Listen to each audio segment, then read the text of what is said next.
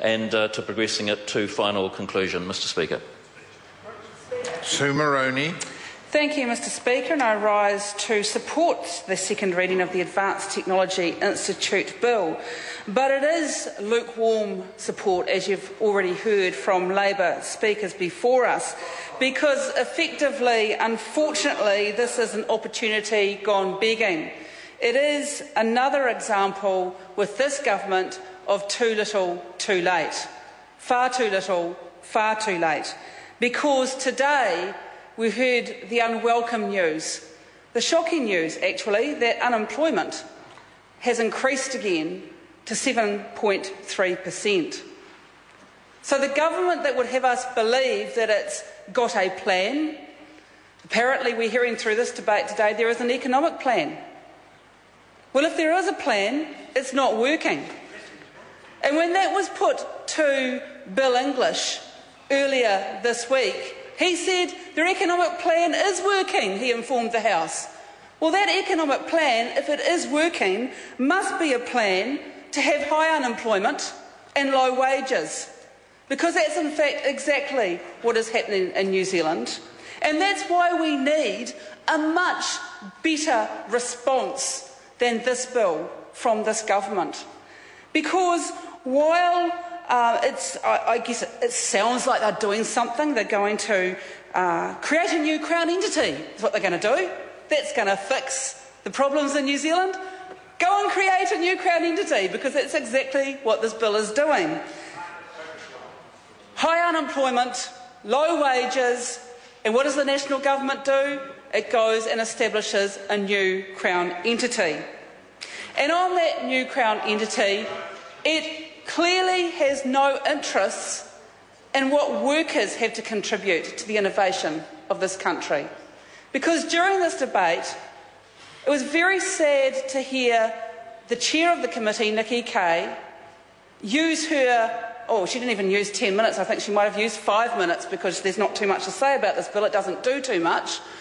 But she used most of that to attack the Labor Party for daring to say that workers should have a say in this Crown entity, that workers had something to contribute to innovation.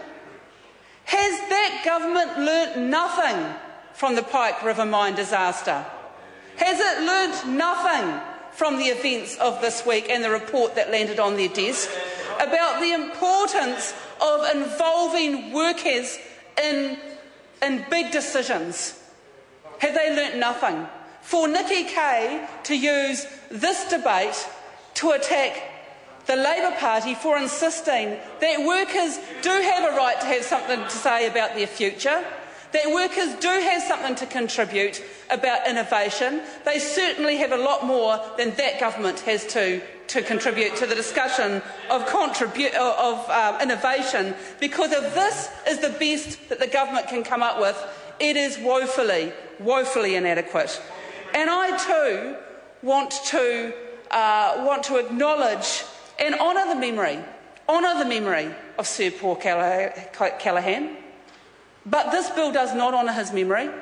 This establishment of an Advanced Technology Institute bill falls woefully short of the sort of vision that Sir Paul Callaghan had for a proper investment in innovation and science. Because he had a vision of a high-wage economy, not the low-wage economy that that government is investing in and continuing to argue for in this House by saying that unions have no role in innovation. For goodness sake, read the Pike River mine report, understand the importance of working people and their contribution to the economy, and understand how important it is that we get it right for this country. And we will not get it right if working people are not invested in and engaged in and part of that decision-making process. And this bill demonstrates, again, how little faith the government has in working people, how little they value their contribution to the economy. It's another example of exactly that. Mr Speaker, I have a real concern about the process for this bill because it was entirely rushed. And I can only think that the Minister didn't have his act together with regards to this bill, because suddenly, and this is a select committee I sit on, but suddenly without any notice to the select committee, there was a bill put on us that we needed, that apparently we had to deal with in a matter of weeks.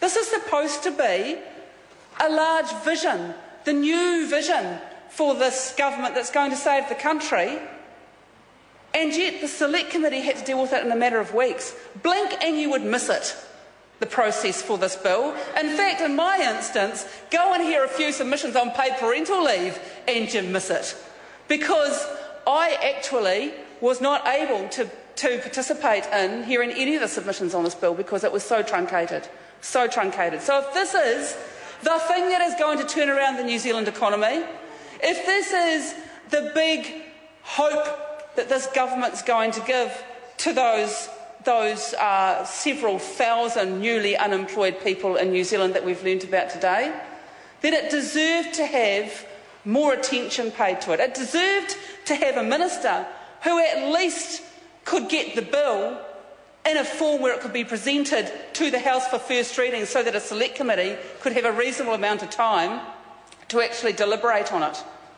Because the select committee did not have adequate time to deliberate on it. It was not given due regard.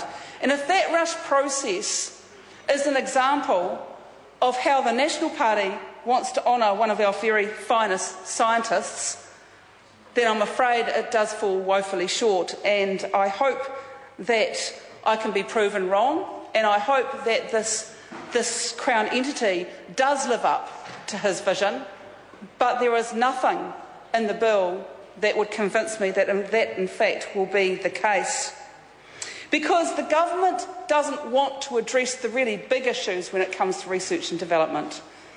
They will not, despite now overwhelming expert advice, consider returning the research and development tax credits that they slashed, that this government actually dumped. Because research and development tax credits were warmly welcomed by business, were warmly welcomed by the science fraternity as being a really significant way, not like this bill, a significant way that we could actually make a great deal of difference and improvement in the investment in research and development in this country. That's the type of very specific and detailed policy that would make a tangible difference to research and development and innovation in this country. But will the government go near that? Will they even entertain the idea? Worse than not even entertaining the idea, Mr Speaker, they got rid of it. And when they got rid of it, they got rid of a significant opportunity to improve this country's record when it comes to research and development. And ever since they got rid of it, they have been scrambling to try and find a replacement. And as we heard from a previous speaker, the voucher system hasn't replaced it. That's been a failure. And now they're trying to say that the development of a Crown entity will somehow replace that very good Labour policy of a research and development tax credit. Well, it plainly won't. This is woefully inadequate. And I challenge the government to actually come up with something that will work. We don't need any more slogans like a cycleway. That failed as well. The Crown entity is another attempt to make it look like they're doing something, but we will support it because, quite frankly, doing something, no matter how little, is better than doing nothing at all, which is what the government's been doing to date.